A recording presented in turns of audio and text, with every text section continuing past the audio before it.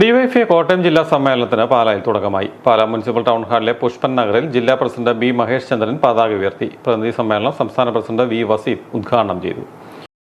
Hormuz കടലിടുക്ക് വെച്ച് അതൊരു പ്രതിരോധമായി കണ്ട് ഇറാൻ കീഴടങ്ങാൻ മനസ്സില്ലാത്തവരുടെ ഒരു വല്ലാത്ത പ്രതിരോധത്തെ ഈ ലോകത്തിന് മുമ്പിൽ കാണിച്ചു കൊടുത്ത് അമേരിക്ക പുറകോട്ട് പോയി എന്ന് ബോധ്യപ്പെട്ട ഒരു സാഹചര്യമൊക്കെ നമ്മുടെ മുമ്പിലുണ്ട്.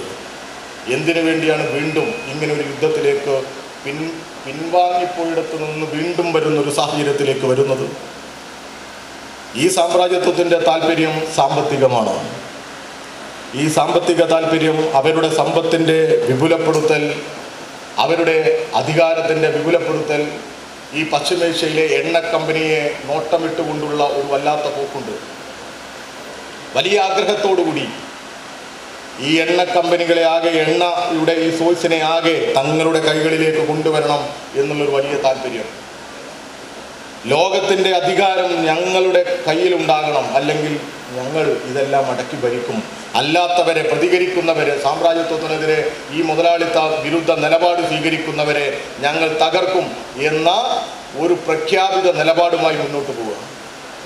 ഡിവൈഎഫ്ഐ കേന്ദ്ര കമ്മിറ്റി അംഗങ്ങളായ Chintha Jerome, Jaisy Thomas, R Rahul, M Shajar, Shiju Khan, R Shyama, സംസ്ഥാന കമ്മിറ്റി അംഗം സതീഷ് വർക്കി, മുൻ ജില്ലാ സെക്രട്ടറി സജേഷ് ശശി എന്നിവർ പങ്കെടുത്തു.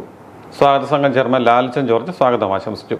ആർ രോഹിത് രക്തസാക്ഷി പ്രമേയവും ഷാമില ഷാജി അനുശോചന പ്രമേയവും അവതരിപ്പിച്ചു.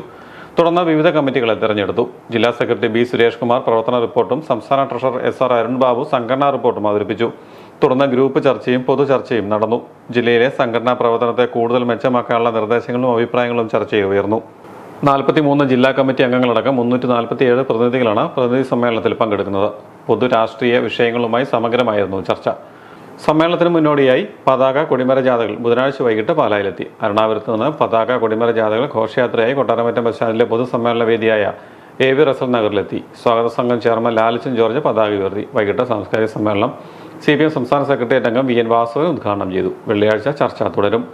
ശനിയാഴ്ച സമ്മേളനത്തിന്റെ സമാപനത്തോടനുബന്ധിച്ച് യുവജന റാലിയും പൊതുസമ്മേളനവും നടക്കും. ബി മഹേഷ് ചന്ദ്രൻ, അർച്ചന സദാശിവൻ, ജസ്റ്റിൻ ജോസഫ്, BN അൻഷാദ് എന്നിവരടങ്ങിയ പ്രസിഡിയമാണ് സമ്മേളന നടപടികൾ നിയന്ത്രിക്കുന്നത്.